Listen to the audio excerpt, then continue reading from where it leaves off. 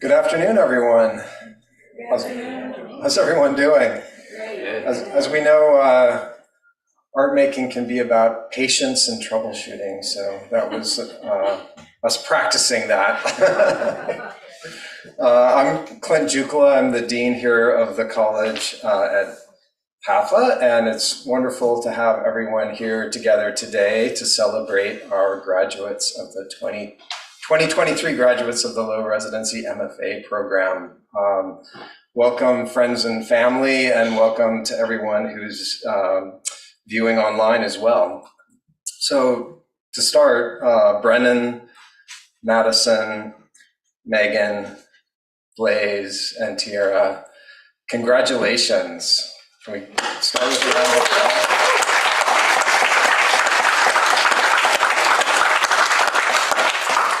Your show in the Anne Bryan Gallery and the Broad Street Studio is phenomenal.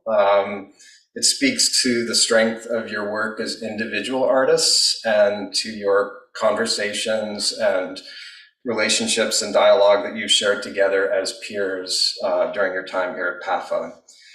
You started the low res program in the summer of 2021, which was still a time when, you know, a lot of us didn't know which way was up, you know, what was happening with the pandemic. I remember your first summer here on campus. I think we were all wearing masks. I feel like I remember going through the hall telling some folks, hey, you need to have your mask on. But none of us knew what was next, whether we would be able to be here in person all summer, or we might have to move online. But you are brave, and you are open to that kind of uncertainty, and you jumped right into the unknown, not sure where things would lead. And here you are now, graduating with your MFA and with work that shows the depth of your journey. You are courageous and creative thinkers and makers, and it's that spirit that brought you here to PAFA, and that spirit will go with you in all that you do. You're problem solvers who ask difficult questions, and your work helps us think about time, material, surface, and touch in new ways. It encourages us to see what we might otherwise overlook. In fact, just yesterday, I was driving to work and I passed 2 fallen road signs that I've probably passed many times before and had never seen them. And Tiara helped me see them for the first time. So thank you for that. Your creativity, awareness, and ability to tune in to what's around you does not end at your studio door. You bring these qualities to all aspects of your work and life. They allow you to see and think differently and find innovative and unconventional solutions in all that you do. You came to PAFA to focus on your own work, and while doing that, you've carried on with your many commitments, including working full-time jobs and caring for family members. Through the varying rhythms of summer on campus and online fall and spring terms, you found ways to integrate life and art making, and you'll continue to do that after you graduate. Artists need good support systems, and your family and friends have been by your side throughout these last 26 months. They've helped make this achievement possible, and they'll be with you as you enter this next chapter. So can we have a round of applause for all of the family and friends? Artists need supporters, thank you. And I want to mention too, I see alums of the program, I see current members of the program, members of the traditional MFA program, and that whole collective of your colleagues that are not just your year, but those who have graduated and will graduate after you are part of that community. And key among your supporters have been the faculty and staff at PAFA. They've pushed and challenged you and helped you take your work beyond what you imagined or expected. So we have so many people that you've worked with over the last 26 months, and I'm not going to shout out everyone's name, but many of them are here, and I'm going to try to just call out a few folks who I know have been so helpful to you. CJ Stahl, who helped put together the exhibition, Kate McCammon, who does everything, I think. I see Renee Fowkes, Amy Lee Ketchum, Kate Moran, Peter Medwick, Julie Fomenko. Who else am I missing in here? Joshua, David Dumpy Wolf, Dr. Kevin Richards, Anna Marley. A round of applause for the teachers.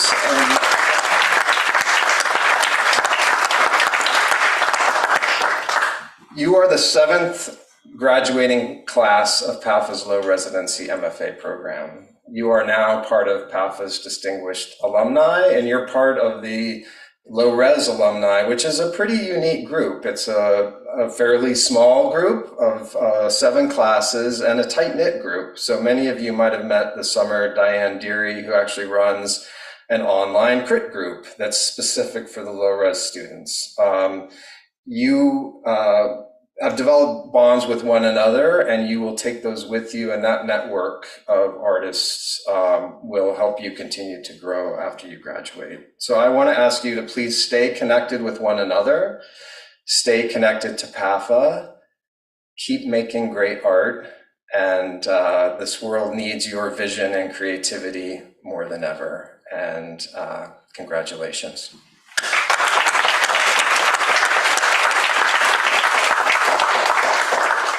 Next, it is my pleasure to invite PAFA's Chief of Curatorial Affairs, Dr. Anna Marley, to the podium to introduce our speaker for this year's ceremony. Anna.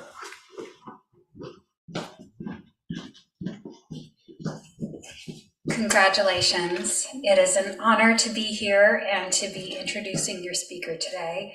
I can't wait to spend time with all of your works of art, and as Clint said, the past few years have been no joke. So it's amazing to be here. So congratulations.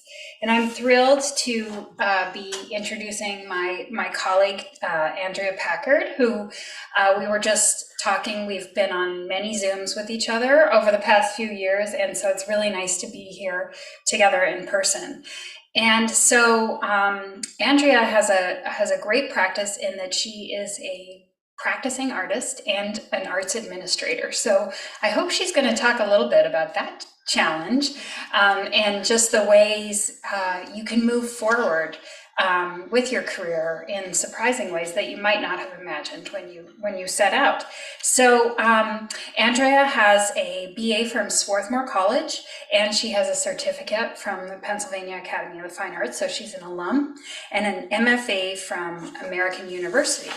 And now she is the List Gallery Director at Swarthmore. So let me just tell you a little bit about her career.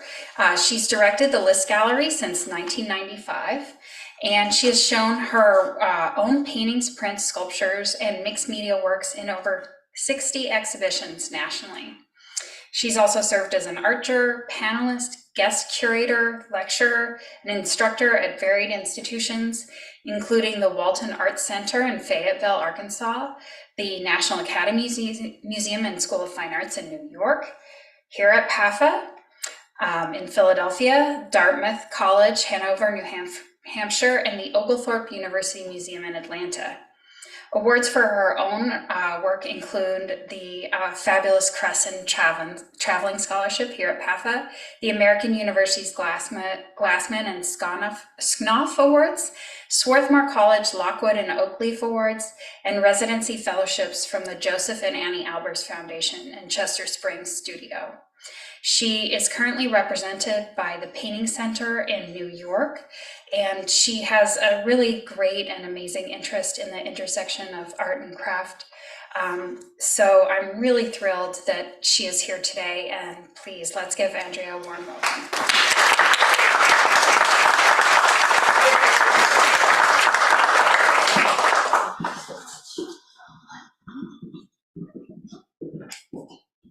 Hello, everybody. I hope you can see me. I'm a little short in stature, but long on enthusiasm for being here. And I'm very honored to be with you on this special day. Is it okay if I move this? No? How's that? Thanks for your patience. I know you have patience because you completed a low residency program. And you're artists. And I hadn't planned to talk about the intersection of my own art and curation, but I hope to get a chance to talk to people afterwards. And I'm always interested in welcoming people out at Swarthmore College, where I now also direct the college art collection. And I think for those of us who are interested in curation, we see it as an art form as well. It's an extension of the studio practice, and it embodies the curiosity, the research, and the same kind of tenderness that can go into making art. So maybe some of you too will take that direction, who knows, and we can talk about it. But on this occasion, I am not only honored to be with you, but I also wanted to share an appreciation of you, because I guess one of the things that moves me as an artist and a curator is going beyond me and looking at other people's visions, other people's works and techniques, and learning as much as I can. And there was so much to learn from you all. So thank you to everyone, family, friends, and alumni who are gathered here to celebrate this day. I don't know all of you personally yet, but I greatly appreciated visiting your exhibition and studying your works at length. And I marveled not only at the variety of media that you've explored collectively, but it was truly marvelous to see you all modeling the kind of qualities that we need most in artists today. When people think about the Pennsylvania Academy of the Fine Arts, I think they still, despite so much change, so much great change here, they still think sometimes about Thomas Eakins and that legacy of traditional, figurative, representational painting, which is wonderful. And so it would be understandable if some people would think that to earn an MFA at PAFA is to achieve a specific type of technical virtuosity, to learn some techniques. But walking through your exhibit, and everyone who's seen it should see, you are not artists trying to recreate bygone traditions or imitate contemporary trends. You are distinctive individuals exploring your personal callings with rigor and integrity. Virtuosity and refined technique and craft, they're currently also on exhibit, and those are really important qualities too. But I think, even though I don't know you well yet, that you came to PAFA to achieve much, much more. Your work stands out because of your empathy and your dedication, but what's truly exceptional is something I would call a radical openness. You have, of course, embraced new perspectives and developed relationships with each other and faculty and many others throughout this community. And you've cultivated, obviously, habits of mind that are investigative and honest and generous. And so you, I'm sure, have grown. I didn't get to see what you came here doing, but I can only imagine that it has been pushed so much farther. And these qualities are not the kind of qualities that are apparent in every exhibit. They're not the sort of thing you can serve up to for a commercial deadline or an academic deadline, but they are the kind of things, I think, that support a person, an artist, in a lifetime of creativity. I see it in Blaze's representations of mortality and emotional distress, brave and searching works that challenge traditional notions of beauty and gender, and that explore disturbing subjects that some might turn away from, but they do so authentically, holding our attention with specificity and nuance, and much more, and creating that space that we need for catharsis, curiosity, and transformation. And like Blaze, Megan experiments with figuration and memento mori in very compelling ways, but she captures our attention with a more restrained, surreal syntax. Well-crafted works capture our attention by integrating representations of flora and fauna, anatomical studies, and decorative ornamentation. And so whether working with gossamer fabric or sculpting on a larger than life scale, these poignant elegies harmonize beauty and dissonance. And I also appreciated that, like Megan, Madison finds poetic resonance in craft forms, pattern, and the languages of decor. But her approach is more lyrical and exuberant, And her installation of quilted banners and panels, you've probably seen them upstairs, holding their own in that Hamilton building first floor street side exhibition space, which that is a hard thing to do. And I think many people would notice that. She unifies this installation with a giant fabric scroll that's suspended from the ceiling, and it undulates like a three-dimensional ribbon, a Mobius loop, or perhaps, it might be a timeline that endlessly connects past and present. Studying it more closely, I see it reads like a diaristic stream of consciousness, rich with memory and yearning and reflection. And Brennan also takes everyday materials, but he transforms them differently. Similarly, they break down rigid categories of thought and of art making, and they're wonderfully paradoxical. They're sort of simultaneously compressed and expansive. They're introverted and extroverted at the same time. They're utterly contemporary. They reflect recent advances in fabrication, and they are non-referential, and yet I can see them embodying personalities, each one different. And somehow they reminded me of Walt Whitman's poem, Song of Myself, in which he declares, "The past and present wilt. I have filled them, emptied them, and proceed to fill my next fold of the future. I am large. I contain multitudes." I feel like each work on exhibit does that in some way, containing and transmitting the multitudes within each artist. And like others in this talented cohort, Tiara Stewart's investigations reflected deeply personal search for self-expression. Her paintings, shape collage, and floor installation explore complex issues related to urban life and the built environment. And I found your vibrant palette and convincing naturalism very inviting, and yet those shallow foregrounds and tight cropping and the images of shuttered doors and dumpsters reflect an environment that's everywhere filled with too many obstacles and too little room to maneuver. And yet, graffiti maneuvers distinctly in each work, signaling the need for greater agency, for equity, for justice.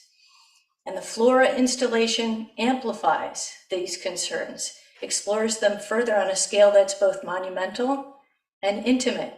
And when I first viewed the sculpture, I first thought that this toppled street sign we've all seen sprawling across the sheets of cardboard, I thought of it at first as a symbol of perhaps an oblique tombstone of sorts for our notions of good government, the failures of society. But when I looked closer and read the personal statement that Tiara wrote in pencil on the cardboard mat, the work became even more poignant. And I saw a pen next to her signature, and I wanted to kneel down. I wanted to kneel down and write. I wasn't sure if I should. "Thank you, Tiara," because there are so many fallen signposts, as Clint pointed out, and norms have been broken, and we live in times with rampant bombast and flim-flam, and we all need greater openness and humility. And so you all five of you, create works with so much radical openness, and not in lofty isolation or the ivory tower, but persisting while juggling jobs and maintaining strong family relationships amid, as Clint said, the pandemic and global warming, all these things. And so having thrived during that time, I have no doubt that you will be well equipped for what's to come. But since you've been so honest with us, I feel I should follow your example. And I am kind of a private person, but I thought I would share a little bit about my unique pathway to PAFA and maybe the reason I'm here today. So I just turned 60. I was born in 1963, back in the telephone era. Does anybody remember the telephones? With the cords, and you took it into your room and tried to be private. And when I was 7, my parents divorced, and soon afterwards, my dad left his stable career to become a children's book author. In other words, he became an artist. And this is a very condensed version, but when I was 13, I needed to earn some money, and we had some financial uncertainty. And so I got the only job you could get as a 13-year-old besides babysitting, which was at the local library. And so on my very first day, I was offered cocaine by the girl who had the shift before me. And of course I didn't take it. And creepy guys would come up and hit on me, but I did need the money, and I loved the books. I loved the books about art. I loved all the books. And I met women who were teachers and secretaries and librarians and waitresses and activists. But there seemed to be very few career signposts for women. Again, the signpost, in those days especially. So by 1981, when I enrolled in college out at Swarthmore, I knew I loved making art and that I wanted to study it, but it never occurred to me that I could actually be an artist. It was a failure of the imagination. And this is why we're here, to be able to imagine things that we wouldn't on our own, or that others couldn't imagine. I had even been a summer apprentice at the Metropolitan Museum of Art, that vast treasure trove of art, and I had never met a female artist. Or really, I'm not even sure if I had actually met any artist. Back then, the popular art history textbook that we had, H.W. Jansen's Art Through the Ages, the first editions had no women artists. It covered millennia of art all throughout the world. No artists who are women, none. And so it seems incredible to me now, but back then, because of this uneven representation, not just of women, but people of color, because of this, I had a distorted sense of who artists could be.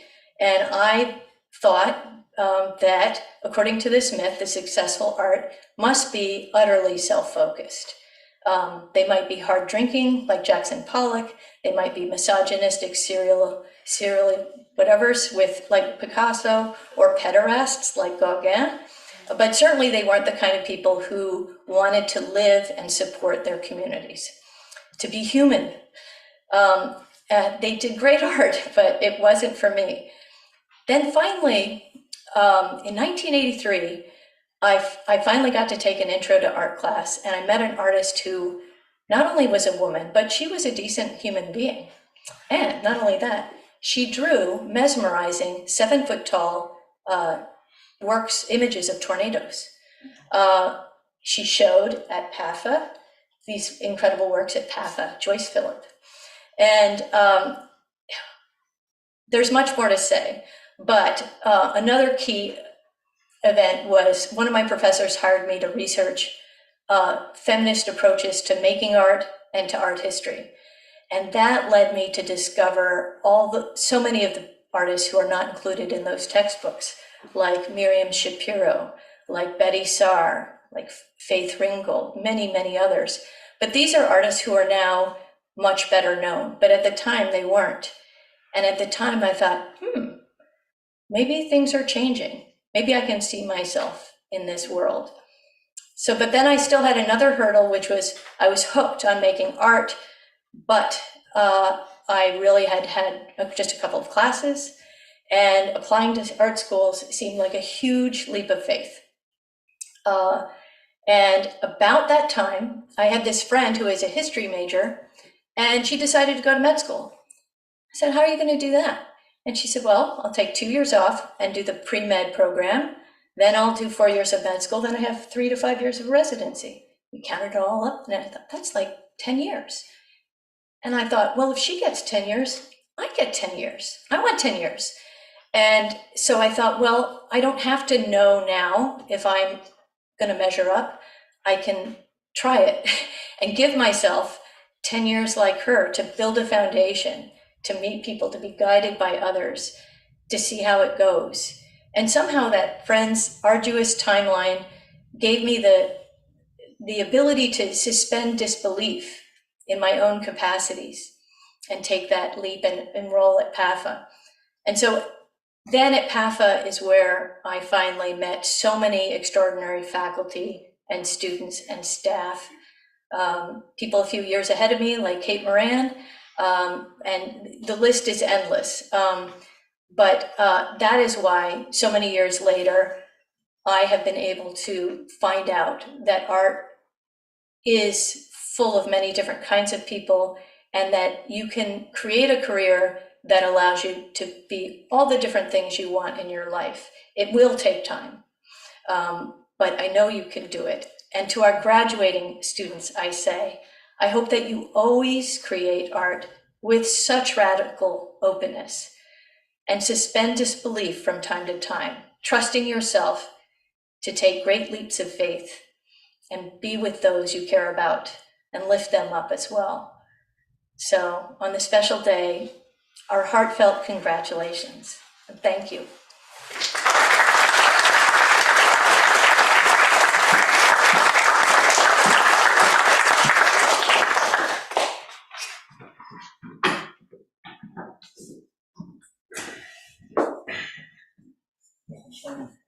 Thank you, Andrea, for your inspiring words, wisdom, and perspectives on our graduating students.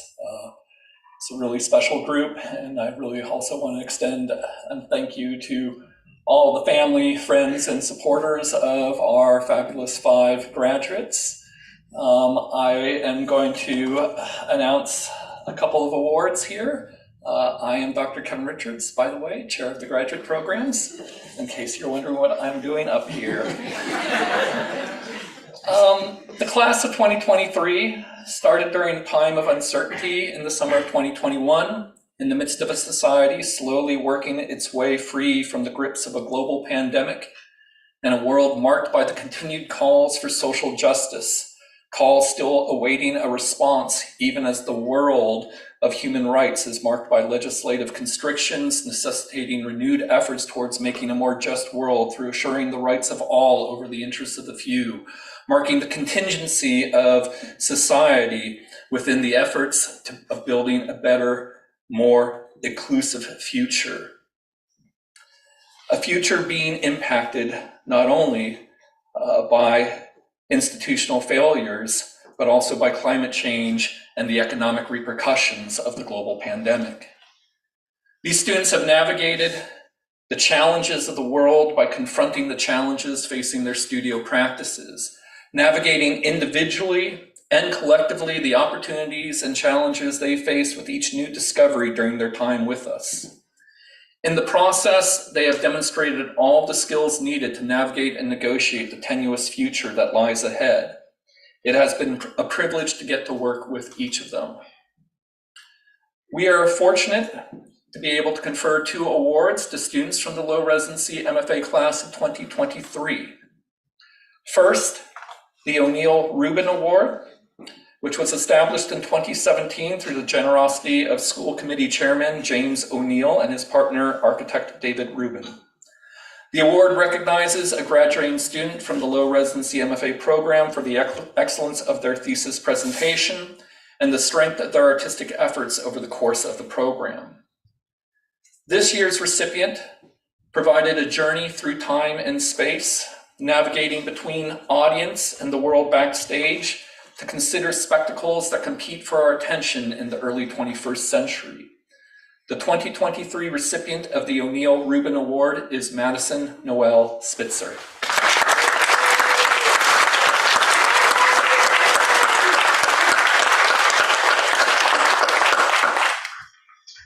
Second, the Bunky Frame Award. In memory of beloved PAFA student and artist Kathleen Bunky Frame, this award was established through the generosity of Bunky's family and friends. The award is given to a student who exemplifies the tremendous spirit, positive outlook, and generous nature embodied by Bunky Frame. This year's recipient helped in supporting her classmates and demonstrating an incredible commitment to her work as she contemplated the ways that we remember and memorialize, even while thinking about how memory becomes a way of building community and a future. The 2023 recipient of the Bunkie Frame Award is Megan Stegall.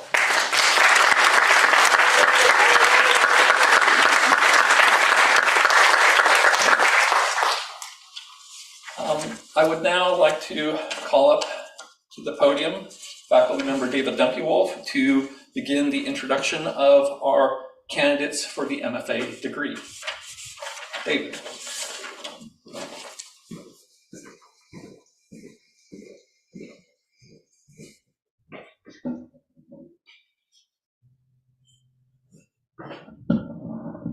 Hi. So I'm going to start with Megan Stegall. Megan, in your work, you engage our shared sense of collective angst in regards to mortality. This experience is not something chosen by us, rather something that we are thrown into. Your work presents forms of reconciliation and acceptance through ritual and the many ways that we memorialize friends, family, cultural figures, and ourselves. You write, as a child, you're so eager for its advancement in terms of life, in a hurry to grow up and gain entry to all the secrets and privileges of adulthood. You're so sure that that's when life really begins. And when you finally arrive, you feel as though you've been deceived. You thought you were getting closer to living, but this whole time, you've really been getting closer to death. And then you need to figure out where to go from there. Will you spend the remainder of your days trying to recapture your lost youth? Hold tightly to whatever vitality you've got left? Seek a magic cure for aging? Or maybe you'll adopt a carpe diem point of view, living every day to its fullest, wasting no time on hesitations or regrets. Perhaps the somber reality of your impending demise will be overwhelming, causing you to lose sight of what is in front of you, wondering when and where and how you will take your last breath. Any one of these perspectives, while maintained singly, is polarizing and difficult to sustain. We are not merely so one-dimensional, so adept at walking through the world with tunnel vision. I think that most of us exist between these philosophies, shifting the balance as we grow and encounter experiences and evolve our way of thinking. Our ethos as individuals and as a society is infinitely fluid. The ponderings of mortality have evolved as our ways of life have, as we progress from merely surviving to discovering leisure, when meeting basic needs become less of a struggle and there became time for philosophizing and pleasure. Oh, by the way, I was Megan's thesis advisor, so that's what I'm reading from, if you're wondering. And we would meet monthly for the past year. And so I saved notes from each of them of like really choice fragments that I can use in a presentation like this. From you, Megan, I learned the term mortality salience, a philosophy that includes a theory of terror management and the long tradition of memento mori, remember you must die, in art and life.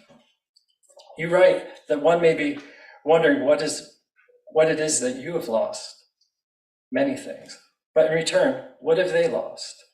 In this world of endless positive affirmations and grateful blessings, where self-pity is shameful and hidden, take stock of what has gone, what is stolen, given away, outgrown, misplaced. Is that what we were meant to do with time? Once we've been fed and clothed and sheltered, is that when we really begin to live, as opposed to existing or surviving? Megan writes, so what do we do about it? I, for one thing, make things. I make things because we humans have always made things. I'm following a long tradition by which we have made sense of our world and marked our time here. Objects, monuments, records, rituals, things tangible and ephemeral, some that endure, some that turn to dust. Megan, in your thesis, you mentioned the theory of the eternal return, originated by Pythagoreans, adopted by the Stoics, and revived by Nietzsche, philosophized that all the atoms of the universe are in a perpetual, eternal cycle of combining and dispersing and rejoining in the same pattern over and over. Nietzsche writes about this thought experiment. What if someday or night a demon were to steal into your loneliest loneliness and say to you, this life as you now live and have lived it, you will have to live once again and innumerable times again, and there will be nothing new in it, but every pain and every joy and every thought and sigh and everything unspeakably small or great in your life must return to you, all in the same succession and sequence. Even this spider and this moonlight between the trees, and even this moment and I myself, the eternal hourglass of existence is turned upside down again and again, and you with it, speck of dust. The question in each and everything, do you want this again and innumerable times again, would lie on your actions as the heaviest weight. In our thesis meetings, we shared thoughts about the big questions, and I will happily relive those conversations, according to Nietzsche, unto infinity. From this moment onwards, I hope that you'll be able to spend your time and pursuing actions and encounters that you would happily live innumerable times again.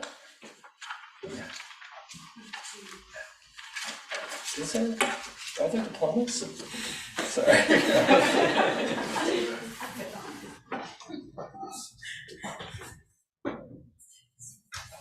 We'll live this one infinitely.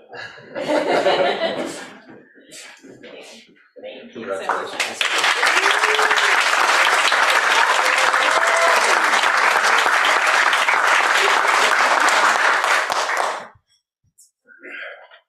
Madison Spitzer. Madison, through your work, viewers and readers face the stage-like qualities of their socially produced identities and the stories that are performed throughout their lives. Through one's immersion within social media and digital networks, our avatars, sign selves, simulated doppelgangers, potentially augment and distort experiences of our physically embodied AFK, meaning away from keyboard, lives. You write that by straddling the tactile and digital, the theatrical and the cinematographic. Oh my God, cinematographic. Sorry, we can find our presentness when we treat our life like a Broadway production that is simultaneously being filmed. We have a live audience and compulsion to be present, to roll with the punches, but we must still be mindful that our choices and actions will be remembered long after this moment. The act of creation is a constant reminder of my presence in time, a reminder that keeps me sane in a world where time is both a commodity and an excess. A story is what remains alive as long as people tell it and listen to it. When we are gone, let the history we have left for our successors be brighter than the one left for us. Let the stories we tell through our lives be an inspiration to the next generations rather than a burden. Is that a nice line? Yeah. Storytelling is no longer linear. It does not require a beginning or an end, though our human life stories will inevitably require such. We log on to our home pages to consume this internet feed, which is endless and ever growing, and our appetite seems to never be satiated. I do not like that there is no perceivable end to this experience. Performances,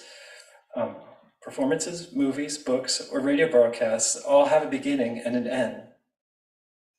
Art exhibitions, museums, clubs, and social spaces have a closing time where patrons must leave and the stage be reset. Feed-based entertainment, i.e. Instagram or TikTok, and entertainment and information sharing, however, has no beginning or end.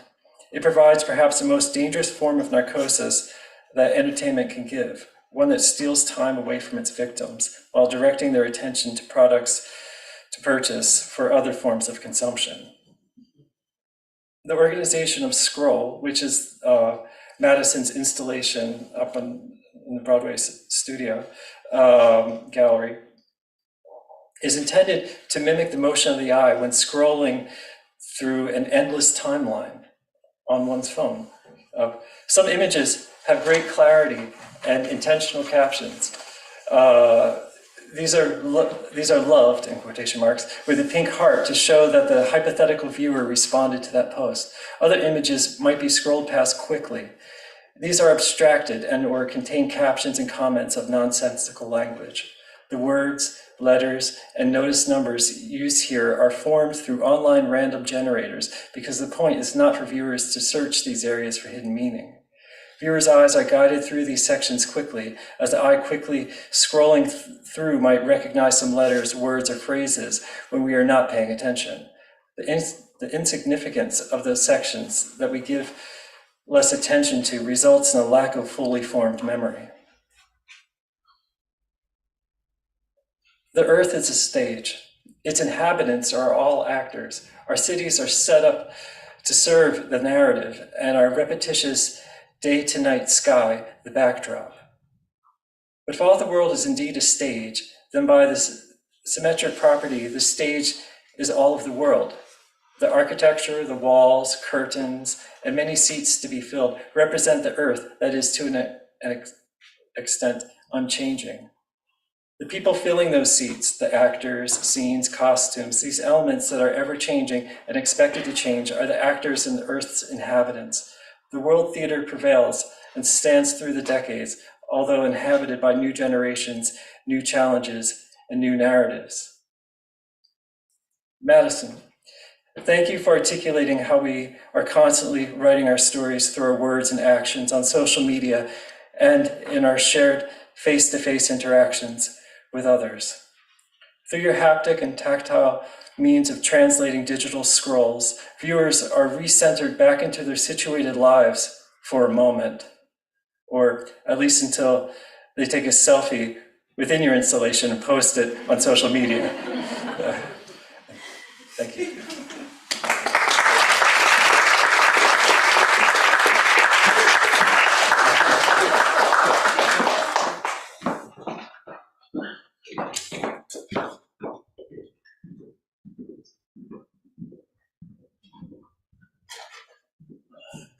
Thank you, David. It's setting a bar for me to try to reach. Brennan Donovan, hello. Hello. How are you doing? I'm doing great. Good. Brennan came into our program as a painter, and he leaves still a painter, even if his work refuses the traditional tool of the paintbrush or the medium of oil or acrylic on canvas. His work remains, however, in part in relation to painting, evoking connections to the lineages of abstract painting that marked the previous century, while also pointing to a questioning of the medium of painting that marks many painterly practices after conceptual art.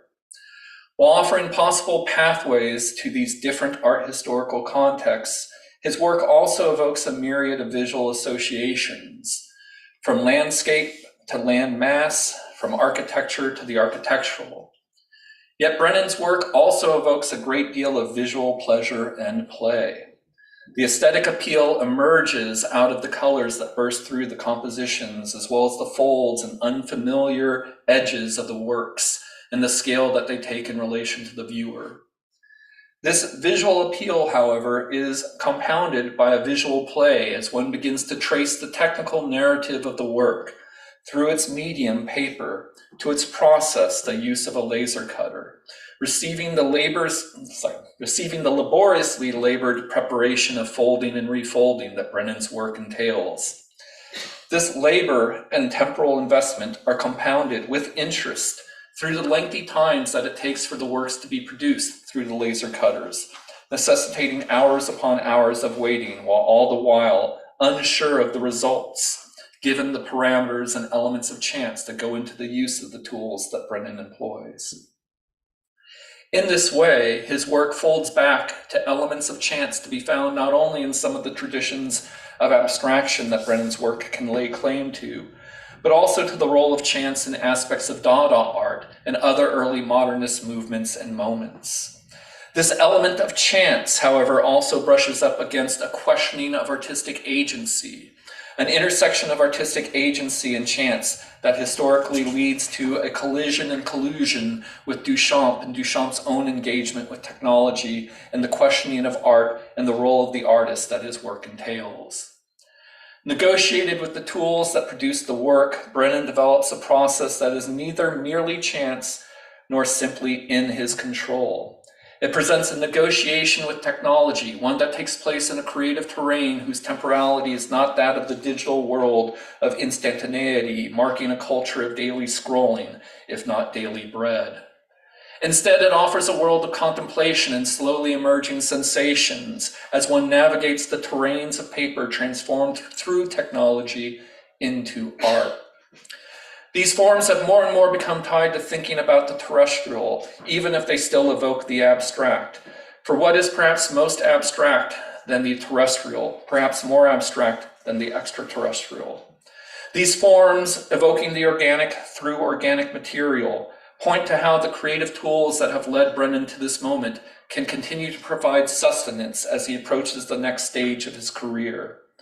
A creative curiosity that always tests the limits of what can be done, simultaneously testing the limits between mediums, painting or sculpture, paper or painting, and testing what might be able to be done if one diverts a machine from its intended job to produce the unintended works mediated through Brennan's intentions. The results to come are as speculative as they are carefully calculated. I look forward to the continual process of negotiation between machine, chance, mind, and aesthetics that Brennan Donovan's work encompasses.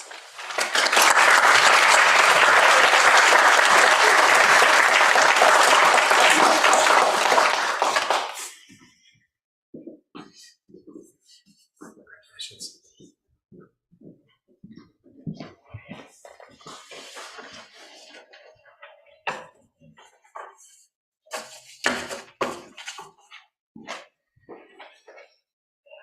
Blaise Sedano. Blaise, what was in the box? What is in the box now? Is it the same box? Does it have the same shape that it once had? Is it a heart-shaped box or a box filled with misshapen hearts? How did these misshapen hearts sit in their bodies, and what if those bodies were misshapen? What happens when one's experience of the world is misshapen? When one does not fit into any singular box? When they give way to a refusal to be singular, to be boxed in? What box can contain all that this heart cannot contain? The world that Blaise Sedano presents is one of fevered dreams depicted through a febrile imagination, facilitating a rapid descent into a world of crazed clowns, ham boys, and a world where the colloquial becomes a quagmire of fleshy imagery. Comforting and disturbing, like the soothing bath of darkness of some 19th century French dandy, but different, very different, and much darker. That was a good bridge there. I like that. Sedano's world of narratives never lead to any ironic resolution, but rather only lead to further questions. Does Ham Boy have ham parents? Or does Ham Boy have a bacon dad and a pork chop mom? If one, as one always must, I think, especially if slightly dyslexic like I am, see in dog always its proximate sovereign mirror other God, what happens in a sacrilegious God-eat-God world? Or is that the divine equivalent of the mortal realm of dog-eat-dog, of dogs eating dogs, pugilistic pugs, and carnivorous collies? But enough, or not enough absurdity. Suffice it to say that Blaise's work promptly prompts the absurd, but can also lead one to overlook some of the other unique qualities to their work. There is a care and craft that moves between painting, sculpture, and video, a sense of touch as well as control in the service of the unsettling, of art's ability to tap directly into the nervous system, sparking the affects that belatedly we may term grotesque, unheimlich, abject, surreal, or whatever flailing terminology may try to control what is let loose in the imagination. In the imagination of those viewing primal imaginings that are eloquently orchestrated in a dance, not quite a dance macabre or a dance of death, but of the dance that happens between birth and death. A dance of life conducted in these misshapen bags of mostly water we fantasize as our bodies, as much as our bodies allow us to sustain this fantasy against the grain and constant eruption of the real, the gurgling and burbling of our entrails, of these very mortal coils. These misshapen bags of flesh both long to belong and long to escape, pending the alternating desires that feverishly foment these visual agitations. Hearts don't lie, but art does in order to tell the truth, or some Spanish artist once said. But Blaze presents their own thoughts on these matters. Quote, "Lies are just truth spelled backwards, and I think that I've gotten to know some of the deepest vulnerable parts of my friends through their lies. The artwork I make tells you something about me as well as I think each piece contains at least 2 truths and a lie. I have twice as many truths as lies in my whole portfolio, and honestly, I think that's more honest than most artists and liars," end quote. In the moral ledger of honesty that art helps augment and assuage, Blaze presents the virtual virtuousness of art, of making a good work and a good deal in the aesthetic and ethical calculus necessary to survive and endure the contemporary, even if it necessitates imagery bordering on the unbearable. It is what their vision bears witness to.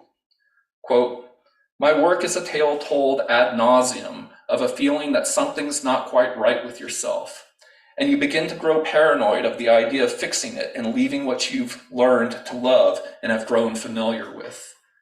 My work is a tale told ad nauseum of a feeling that something's not quite right with yourself." Congratulations.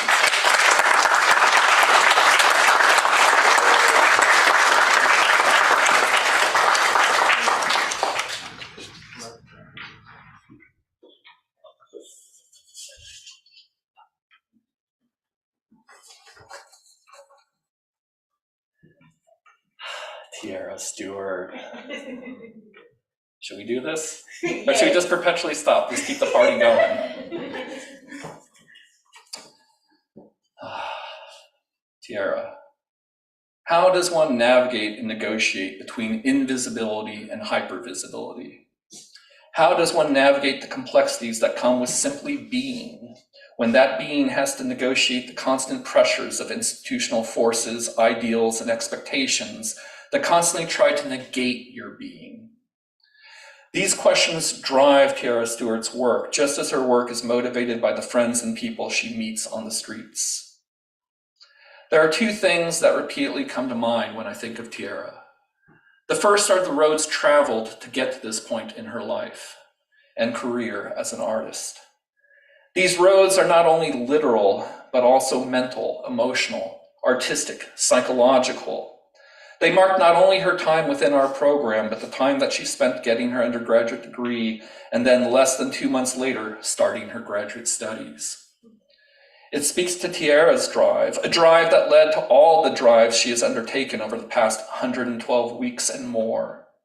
Drives planned and unplanned on roads known and roads easily forgotten. But Tiara's journey is not just about the roads driven, but the roads walked, the roads traveled, the encounters on the streets, the relations that emerged both in North Little Rock and Philadelphia. As these encounters and moments happened, often in overlooked intersections, spaces marking her paintings that also began to show markings, tags, as another sign of creative intervention, marks painted that questioned the convention of space, of territory, of dialogue, of resistance, of refusal. A refusal of being singular plural, of being individuals and more than individuals. Tiara presents a world of gypsies and professors moving through contingent spaces, pointing to the limits of capitalism's triumphs, spaces on the periphery, just out of sight or not usually made the focus of sight, seen but invisible. In addition to the roads that Tiara Stewart has traveled, I think of her first critique and how all the elements of what has become her practice were already there, even as they get transformed in the work she is making today. Not only are the roads evoked in the work that was first present in her studio by a painting showing the outskirts of Little Rock, but so too were images culled from fashion magazines, collages, and portraits. Tying together all this disparate work she entered the program with was a refusal of any simple or simplistic image, not only of herself, but of other Black people, especially the people nearest and dearest to her, but also the connections, both literal and symbolic, to lineages of individuals whose own lives and narratives bear witness to a refusal to be singular, of the complexity of being Black and Black being.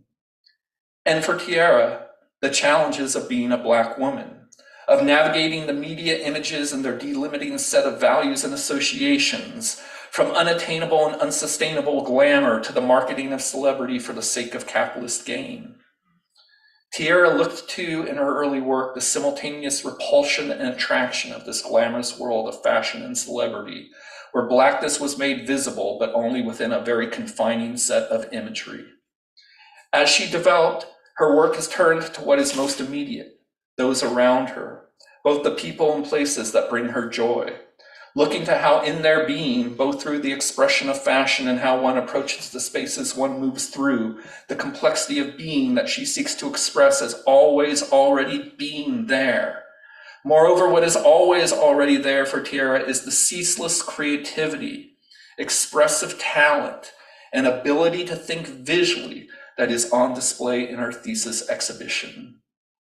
As Tiara approaches another crossroads, both in her studio work and her career as an artist, I look forward to seeing the roads she travels and the sights and sights her gaze fixates on, turning away from the imagery that we are forced to consume in order to get a glimpse of the world that she perceives and how that perception can make us see the world again.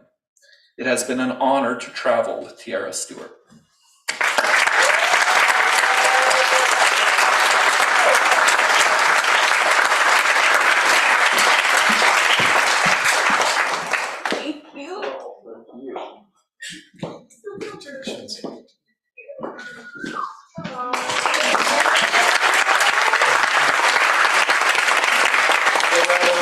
Applause for the class of 2023.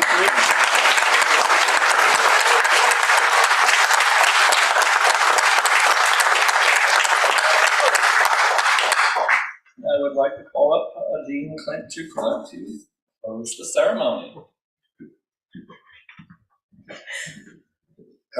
Kevin and David, thank you for your inspired reflections. And Andrea, thank you so much for your inspiring thoughts to our graduates. I want to invite the students to join Kevin and the faculty in the Sculpture Studies Center for a champagne toast, which is one of the traditions of the graduating class.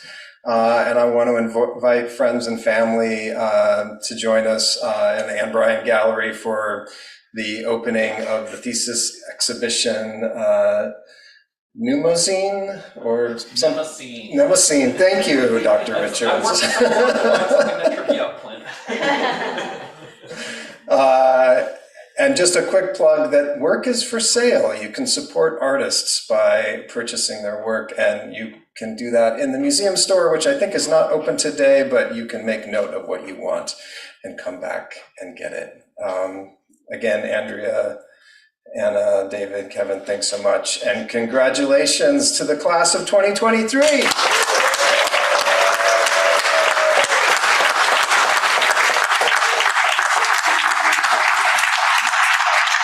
Thanks, everyone.